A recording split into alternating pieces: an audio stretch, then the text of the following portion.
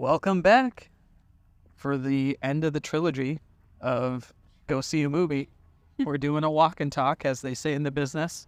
That might be our thing now, walk and talk. I'm your host, Jack Albert, the humble Jack Albert, and this is my lovely co-host, normal host, Queen Bee, Stephanie Lynn, right? Don't you forget it. Yeah. Okay. Well, last time we spent the majority of our time on post Oscars, just coming down from that experience, and then we spent a little bit of time talking about Dune Part 2. We've seen a few movies since then. We saw Godzilla and Kong. Godzilla Kong, yes. The New Empire. We saw Madam Web. Oh, we did. We're just going to leave it at that. Well, I saw a movie on Friday. It's a horror movie. And just going to, since my the name at least. Okay, well, just don't look it up later. My co-host doesn't like horror movies and gets nightmares and stuff from it. So I saw The First Omen. Thought it was great. And she thought it was gross without having seen it. But anyway, we can touch a little bit on looking ahead, general thoughts on the movies we've seen in a little bit. But let's get into our top 10 movies. Yes, 2023. The long awaited. Almost basically 4 months into 2024. The problem was we're so late on our top 10 movies because we were playing catch up on for so long. Yeah, and we still haven't finished. We haven't finished Freud's last session, so that's why it's not in our top 10. Or in our discussion. I mean, I think it might merit some discussion. We don't have to talk about the Best Picture stuff because we already talked about that, but we can talk about some movies we did see that maybe didn't crack the top 10. I think the only other thing I was going to say is there might have been a couple that we missed on our watch list. We wanted to see Society of the Snow. We didn't see that. There was a couple others that we didn't get to see. But also, I do want to note, in my top 10 movies, 5 of them were noms. 5 Oscar noms. Oh, is that the barometer? Yeah, I'm just saying, not for Best Picture or anything, but actually, yeah, they all might have been. No, wait, that's right. Barbie wasn't nommed. Sorry. Well, no, it was nominated for Best Picture. It was. Oh. It only got one award, though. Not for Best Picture, obviously. Okay. So should we start? I don't know what's audience. We don't have an audience. I don't know. From our 3 listeners future out there. children. Sure. I don't know if we should do starting from 10 or. Well, I think it merits doing some very brief discussion over stuff that we saw that we maybe didn't put in our top 10 and stuff that you know what I mean? Stuff that we saw and we thought, oh, and we don't have to talk about Best Picture noms. I'm just talking about stuff like Napoleon, for example. That was the first movie that we saw of 2024. Oh, really? Yep. Oh, okay. We saw it New Year's Day, I think. Yeah. I saw that. We saw it with friends, actually, some friends who might be listening. And I thought it was good. It was too long, but it was good. And Joaquin Phoenix. He's good. He's always good. Oh, that does remind me. At 8:30 tonight, there's supposed to be a trailer for the next Joker movie. That'll be with the Joaquin Phoenix Joker. So I can't wait for that. Yeah, so 8:30 our time. Also, we did see I think it's called a short. We did see a short that dropped. Short. Oh. And you have to see it. It was so good. It was good. very good. And it was kind of horror-y, but fun, and the music was great. And then did you read something about it? There was some fundraiser or something? So, yeah. Do they know? Of course. There was so this is great. You can just type into YouTube. I think it's probably got over 10 million views by now. It's called A Spider Within, or The Spider Within a Spider-Verse short. Yeah. So it's made at least with a few producers, I think, from the Spider-Verse films, but it's part of Sony Pictures' Lens program, I think it's called, which is for emerging filmmakers that are specifically from minority communities. So I haven't looked a ton into it, but my understanding is that from this program, there's a few finalists or people that went through the program and they got to direct this short, and it was very good. Mm-hmm. So if you want to support up-and-coming minority filmmakers, go check it out. yeah, If you like film in general, just go check it out. And I think the timeline of it was Miles Morales in between the first movie and the second movie, correct? yeah, that's what it seems to be. I mean, like a lot of comic book stuff, it seems to not follow a specific timeline. It's just he clearly has his powers. It's very heavily implied he does. So it would presumably be after the first movie, and doesn't really make sense for it to be in the middle of the second one. And I think there's like a year gap between the first and second one, so it makes sense. It totally warmed my heart with parent-child relationship. Well, and it has the original voice actors like Shamik, I think is how you say his name, Moore, and Brian Tyree Henry. Like they reprised their roles. Yeah, I think what was nice about it is like it spoke a lot without a ton of dialogue, and just this. Well, when you watch it, I'm not spoiling anything, but I just think our society in general, I think as like millennials become parents and things like that, it's getting better. But like father-son relationships specifically, there's this huge societal what do you call it? Divide? Well, there's just this notion that older generation, like, they didn't tell their sons that they loved them, didn't give their sons affection, Sure. things like that. And just to see, like, even though there might not be a lot of dialogue in this short of, like, just what being open and available for your kids looks like. I mean, I think it's pretty rare to have teenagers be like, hey, I got a lot on my mind. Can we talk? Right, yeah. And I think both, you and I grew up in homes that allowed us to be able to, like, express our thoughts whenever we wanted, which was super beautiful.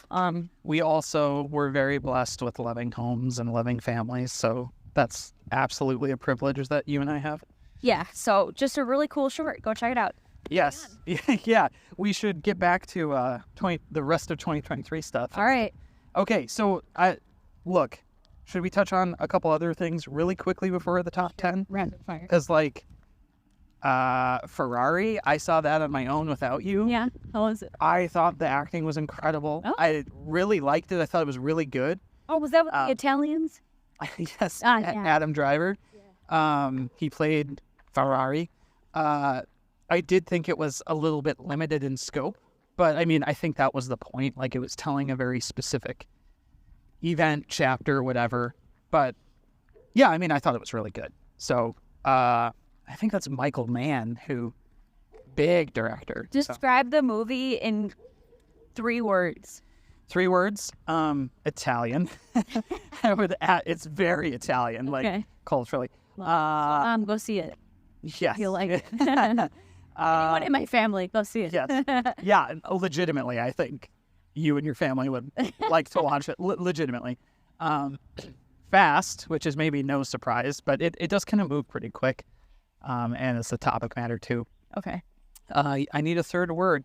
How did it make you feel? How did it make me feel? I think it made me feel... That's a really good question. I don't know. It wasn't like too strong of an emotion. Like, it made me feel intrigued. That's not a feeling. Yeah, let's move on from that. Okay. I mean, this wasn't nominated for anything, but I thought it was great. The creator. My dad actually texted me about that, like, hey, I'm watching this. I was like, dude. The creator was wonderful. Yeah. I think it was nominated for effects. I think I knocked it out of my top 10, which makes me so sad. Yeah. And I might have to bring it back in. Yeah. to my top. Oh, no.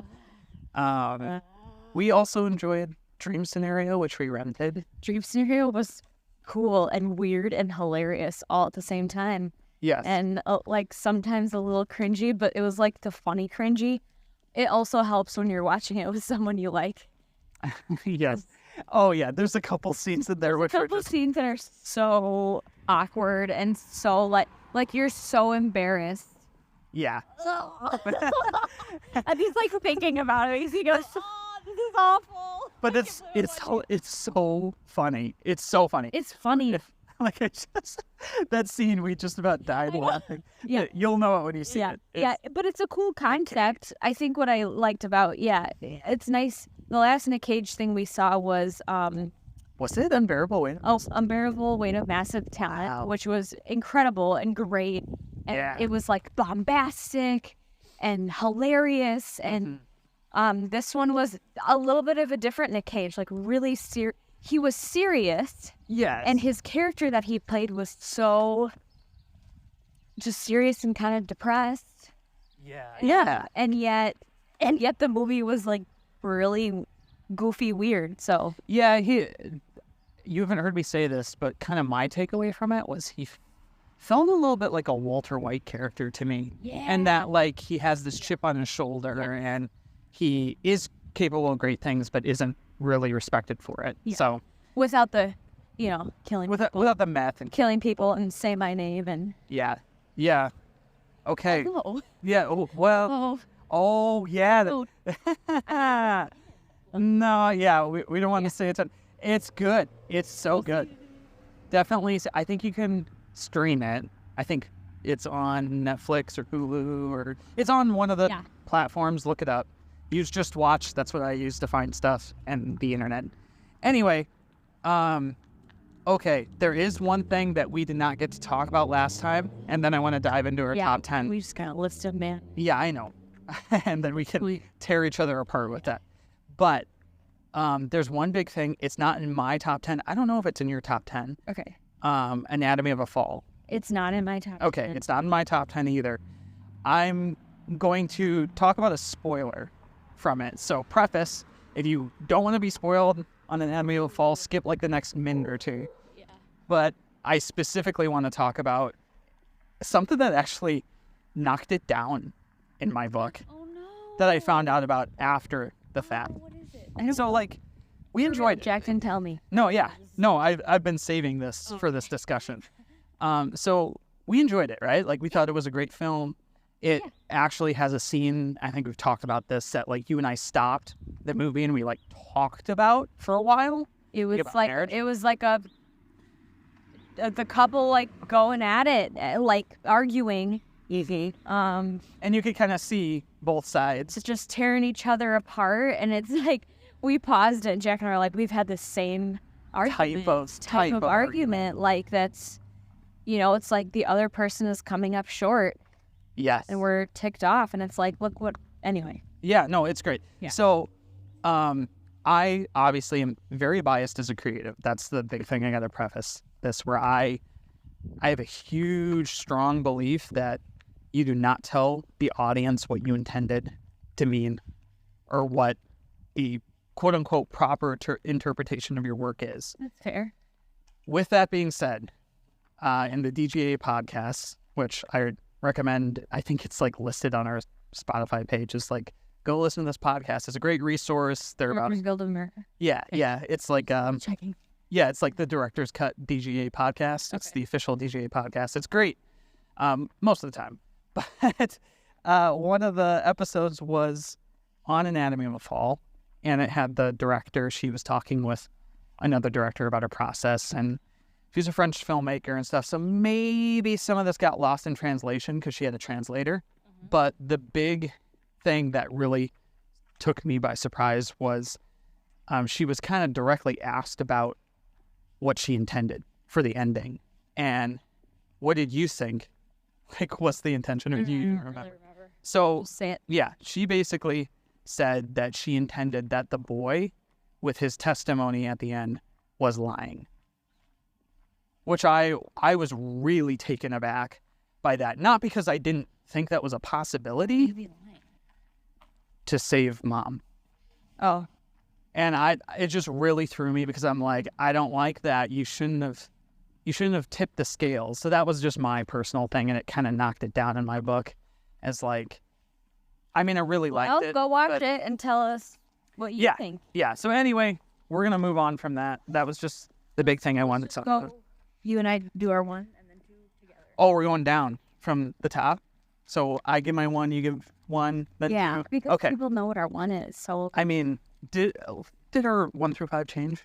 Mine. Oh, okay. Mine has not.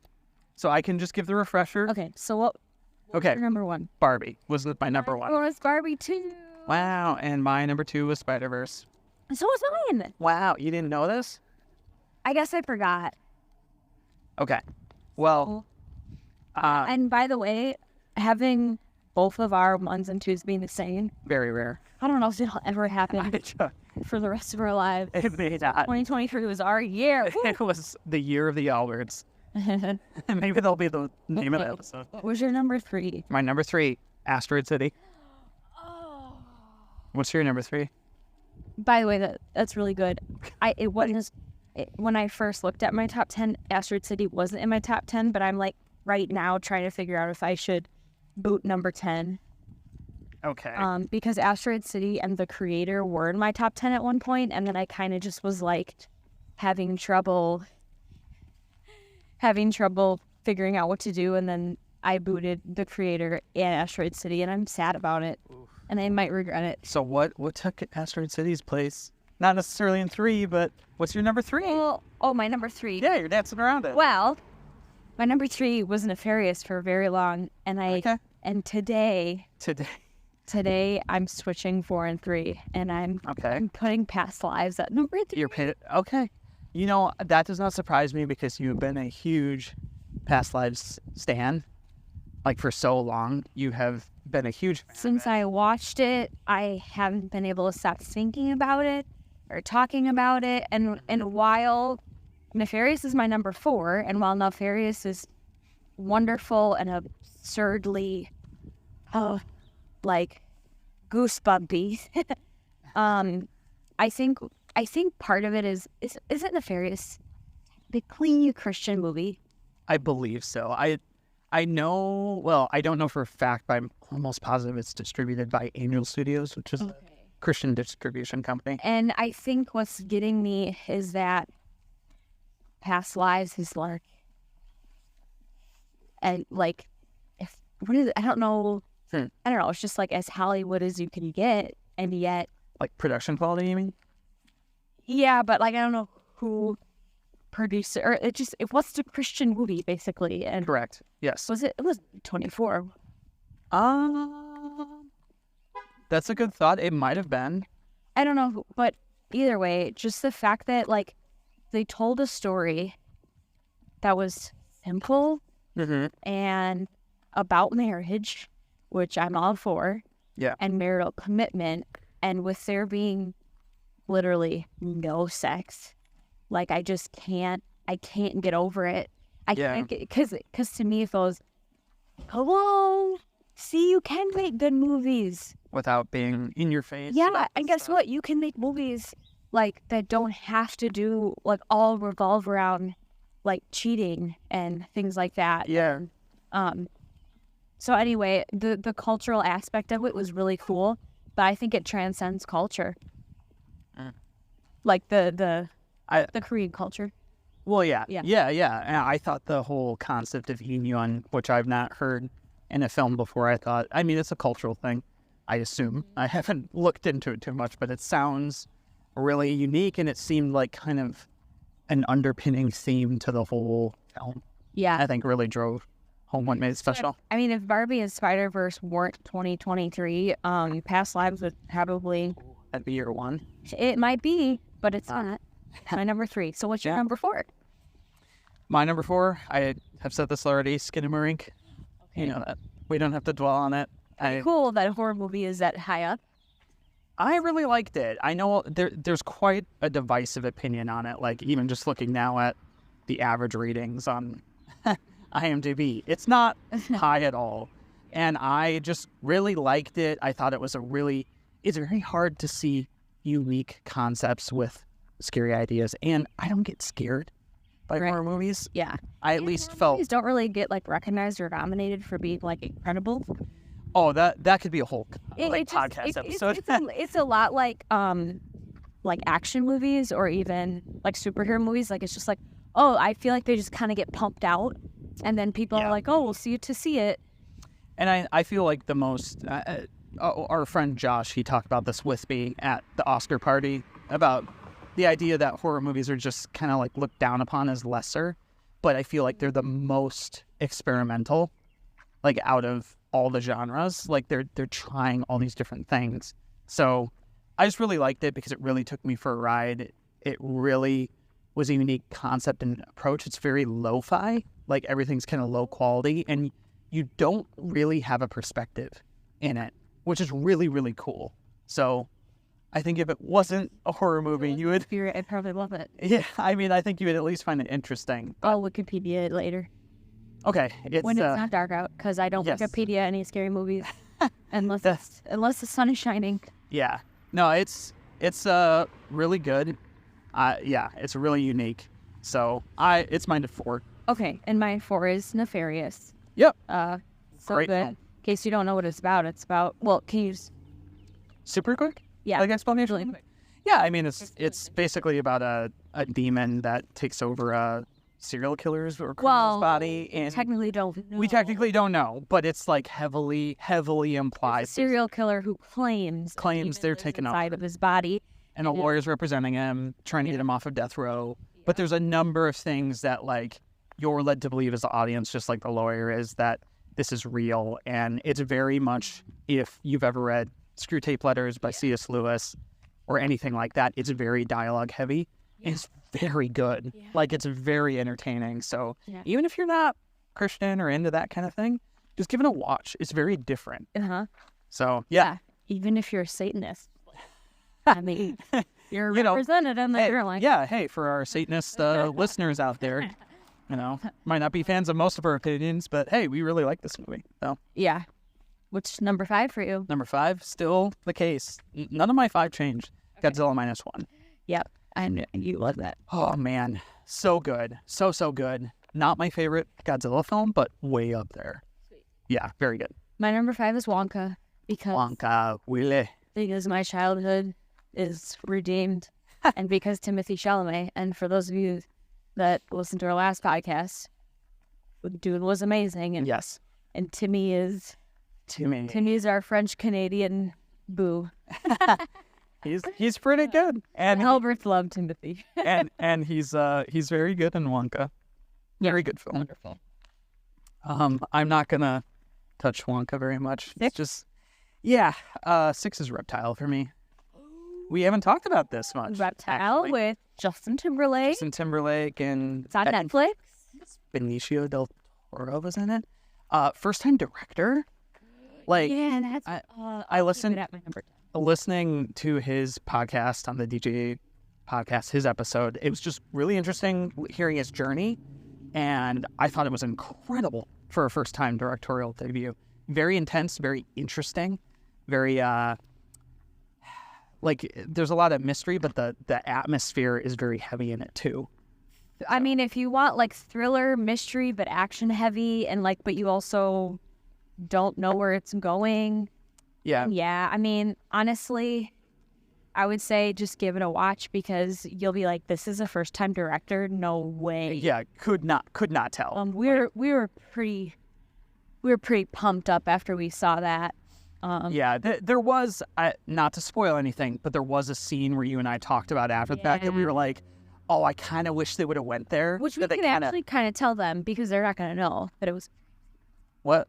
Well, we can tell them. Yeah, there was a dream sequence that you and I were fooled. You don't find out it's a dream until obviously after. Yeah. So we were a little taken out of that, and I think that's my only complaint. Yeah, like I would have kind of wished they would have committed to the idea they presented in it, because it would have been wild. But I mean, like murder, missing persons. Yeah, and like, I mean, it just Yeah, it's like a cop drama, like who's the good guy and the bad guy type thing. Very heavy on the atmosphere. The music is a huge part of it. Yeah. Acting's really, really good. Lots of brooding, very contemplative aspects to it. Very good. So that's my 6. What about you? My 6 is The Holdovers. The Holdovers. Which we talked about because it... Oh, Giamatti. Yeah, because it was nominated. So Holdovers, again, I'm telling you, a lot of my movies in my top 10 are just, they're wholesome. It's like, hey, you don't need to be over the top. So that's my biggest reason for choosing The Holdovers is it's a great teacher-student relationship. Yeah, simple. Very simple. Effective. Yeah. And Best Actress is in there too. Yeah, she won. Yeah, she won the first award of that evening. Yeah. Great stuff. Okay, should I go to 7? Yeah. For me? My 7, Leave the World Behind. Oh, that's my number 8. Is it really? Man, okay, we just got to take a minute to talk about this because it's based on a book. It's, without getting too in the weeds on this, if you... Get your doomsday backpack ready. Yeah, if you are ever concerned about a realistic problem that could happen, our power grid going down is it. Like I had heard before this movie that it was a pretty realistic doomsday scenario, and it is the premise of this film. Like, what if the power grid went down in the United States, and it takes place in a remote cabin with this family? Yeah, and we see a lot of really amazing. I love doomsday movies. I love like dystopian, utopian movies, and I think of things like, what's that Jake Gyllenhaal one, The Day After Tomorrow, maybe? Yeah, he's in that one. So good. And even The Quiet Place, like Jack might want to see A Quiet Place Day 1, which is coming out later in the year. So, I mean, yes, like, they're great, but they're not realistic, which is also kind of cool because you don't have to worry about it. And this one, like, left me so unnerved because I'm like, oh, this might happen, maybe even this year. But as paranoid and anxious as I am of a person, I will say the one thing that Jack and you and I chatted about, I don't know if I should ever address you as like Jack and I, because I'm like actually talking to you. You can address me by my name or second person if you want. I don't care. Or third person, whatever. So it's just this concept of like the government can either be we've talked about this really stupid or can conspire everything, and they just can't be both. I said this to a friend recently where I like, you hear conspiracy theories a lot, and they actually address this in the film, which I think is really brilliant. The idea of, oh, is there an evil cabal running the world and drinking kids' blood and like lizard people? And it's like, look, it's either they are that or they aren't. Right. Like, you can't, like, they're incredibly dumb. You can't think it's both. And often you hear conspiracy theories lean into both. It's got to be one. So, yeah, I thought it was incredible. Sam Esmail, the guy behind Mr. Robot and Homecoming, first season. Yeah. He's the director of this, and he did a bang-up job. It's amazing. Yeah, I mean, I think the only thing that I just still to this day don't understand, I even got into a discussion on Twitter with a composer that I really admire and respect, where people think it's woke. They think it's a woke film. Yeah, that doesn't make any sense to me at all. I don't even think people understand what that term means. I really don't. Like, I think they just throw it around, and it's like, what is it? What do you think it means? Because I don't see it. Like, I feel like it was the opposite of woke. Yeah, it's like, I mean, it just felt like a story. It didn't feel like it had an agenda. So, and just whatever. To be fun, since your Leave the World Behind is your number 7, it's my number 8. Yeah. If you had to believe one conspiracy theory, what would it be? Oh, boy. One conspiracy theory I believe? No, if you, like, maybe that you don't believe, but, like, if you had to believe one. If I had to believe one? You had to believe one. Done here. Okay. I think the one that I just kind of look at the facts to it, and I'm like, I don't know. This will probably put me on the hit list. So get ready. This is my last broadcast. No, I just think it's weird how Jeffrey Epstein died, because it's like the security cameras stopped working. Is it Epstein? I don't know. Yeah, he dies. There's no proof of it. he had a lot of people who didn't like him, and it's just convenient that he died in the way he did. So, what about you? Mermaids are real. Well, that's a much more passe one. I'm not talking about like, oh, Ariel was red hair. I'm talking about like half human features, half fish features. Is this a conspiracy theory, or is this just a theory? I think it's a theory based on truth. All right. Okay. All right. Just for fun. Moving on. What's your 7? Also, comment below on what if you had to. Should I start a if you poll? had to believe in one conspiracy theory, what is it? Okay, I'll put our 2 options. Taylor Swift or the Illuminati. Earth is flat. Moon landing is not real. Okay, I'll add those all as options. My number 7 is American Fiction. Nice.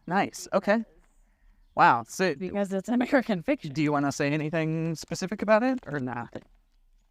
We talked about it in our last podcast a little bit more in depth. If you wanna, if you guys want to have a listen, so Yeah. this American Fiction really great. As far as like genre, if you think you'll be into it, I mean, I think it's really clever, really well written. It won Best Adapted, I think, at the... I think it won Best Adapted. Yeah, it's like a comedy drama. Yeah. Very, very smart. I mean, I'm a huge fan of the lead. Jeffrey Wright. Yes. He's so good. Sterling K. Brown isn't it too? Oh, yeah, that's right. That's right. He is. So, yeah. Great movie. What's your number 8? My number 8? Okay. So, you said something earlier that means I think I'm going to do a live change to my list. Oh, no. What? Tell me what it was. So, American Fiction was 8 for me. Oh, so our 7 and 8 were just switched. Well... They were. Yeah. Okay. Yes. Yeah, they were just switched. Okay. But I think I've got to drop American Fiction down. Okay. So, what's your 8 now? So American Fiction would be 9. Okay. I think 8 has to be the zone of interest. I mean, yeah, I think it should be because you've been talking about it nonstop. That's why, because it has stuck with me so much, and it's like fine wine. It's like aging so well. You know, it's so. It's like me in past lives. Yeah. That's what made me think about it. I'm like, you know what? I have been talking about this film so much. I think it's just dynamite. Like, as far as an impactful present film that you should see, think about, talk about. I was talking about it with one of my friends recently who saw it, and it's just great. And they did some really unique things with it as far as like letting the actors completely act on their own. Yeah, they kind of just like set the cameras up and let them just live life. I read a trivia point that they had 800 hours of raw footage by the end of the... It'd be a lot to comb through. Just a little bit. A little bit. Yeah. I think it's a good movie to have, like history classes watch. Yeah, I think it's something... I can't think of... There's a lot of World War II and Nazi, Jewish, like, stories from that era, but not from this perspective, where it's, like, literally the Nazis, not even as, like, the main people or protagonists or whatever, but just, like, from their perspective, living life normally. Yeah. And, like, it just really gets you to think about what horrors are we turning a blind eye to in our backyard? Yeah. That's what I said to one of my friends recently. Yeah, and you actually, like, posted it on Facebook to go see it. I did, because it's on HBO right now. Yeah, and so I just said, like, I think what stuck with me was that it proved that you don't have to be overly graphic or violent to make art just to get your story's point across. So it's like... Yeah, it is. It's not at face value violent, but it is so harrowing. Very disturbing. Yeah. Like, because of what's in your mind. So if you cannot think of a movie that you find really disturbing and yet it's not graphic, then you should see it, because this will Yeah, there's not many like it. So that's my 8 with American Fiction at 9. Mine was Leave the World Behind, which we talked about. Yeah. So what's your 9? My 9? Yeah.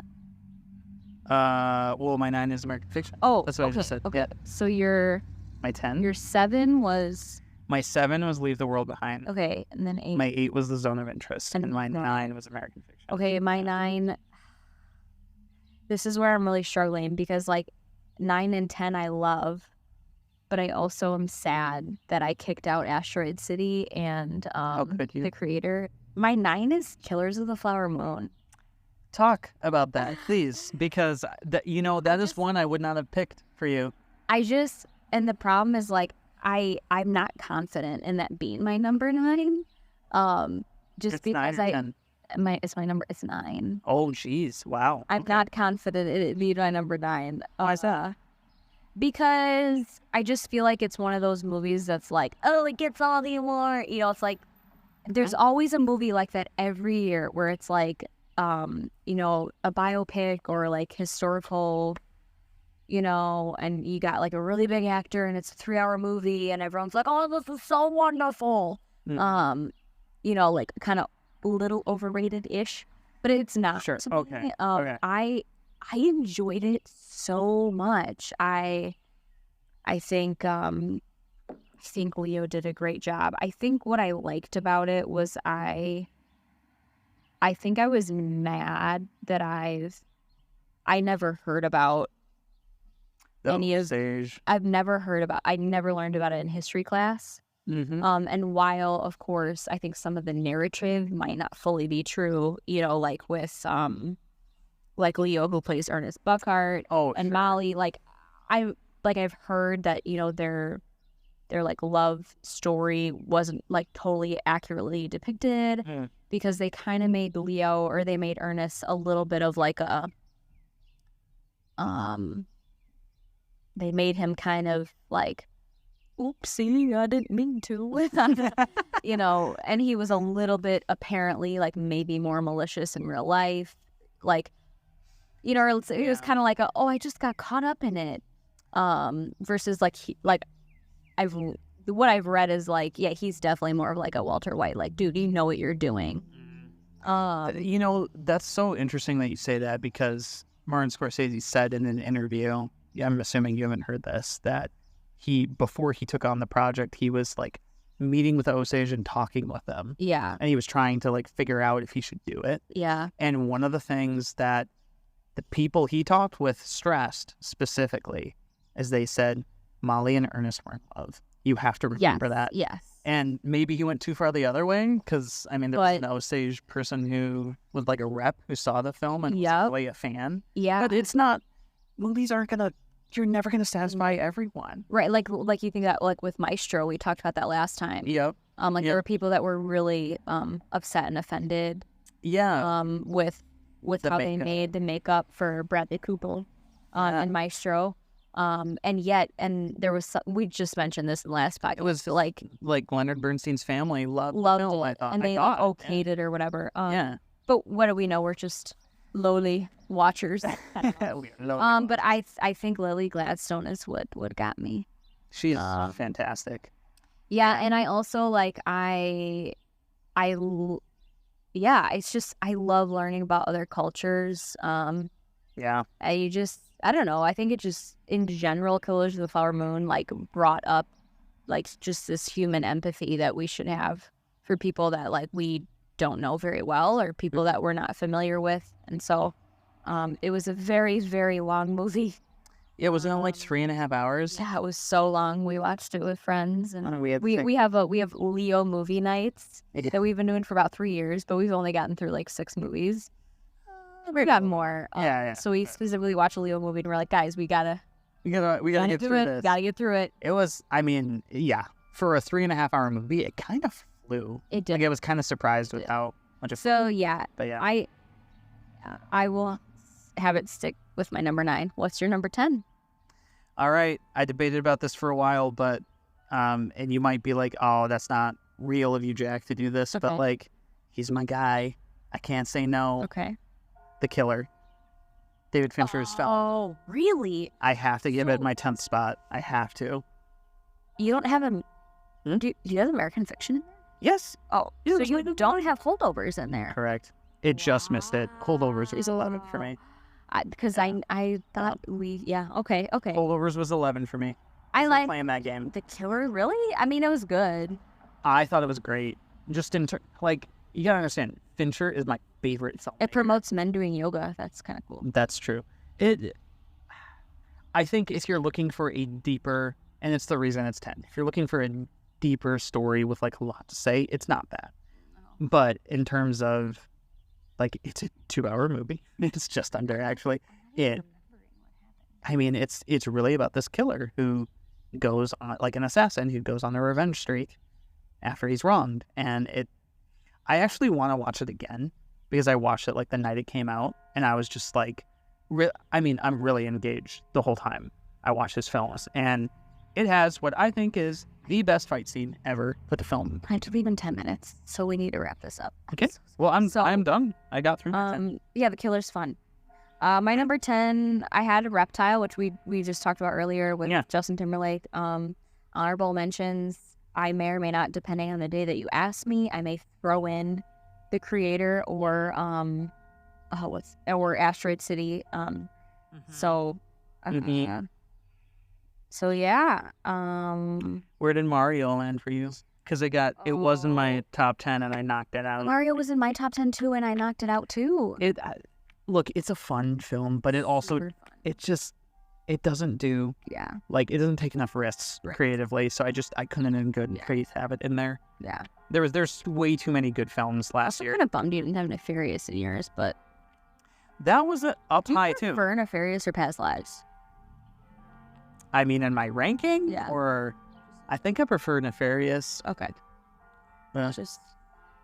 you loved Past Lives. I thought Past Lives was very great. Like I really thought it was great, but just don't have Yin Young. I wouldn't say that. It doesn't stick with me in the same way it sticks with you. All right, well, that's our top 10. Thanks for listening. Are we winding it up? Is that it? Yeah, because I have to go. Okay. If their church bells ringing, it's time to fly? Yeah. Okay, all right. So go... Well, what movie should they go and see? Oh my gosh. I'm looking forward to seeing Civil War. That comes out soon. Past Lives. Go see Past Lives, duh. Past Lives, hold over. I don't know. I feel like Godzilla Kong. It's fun. Godzilla Kong is a fun film. It's not anything special, but it is totally a fan of the Showa and the Heisei period of Godzilla films, like the Godzilla versus Smog Monster or whatever. It's totally from that era, just with updated effects. It's cool. Go see it. Go see Godzilla Kong and go see a movie. Okay, that's it. Bye.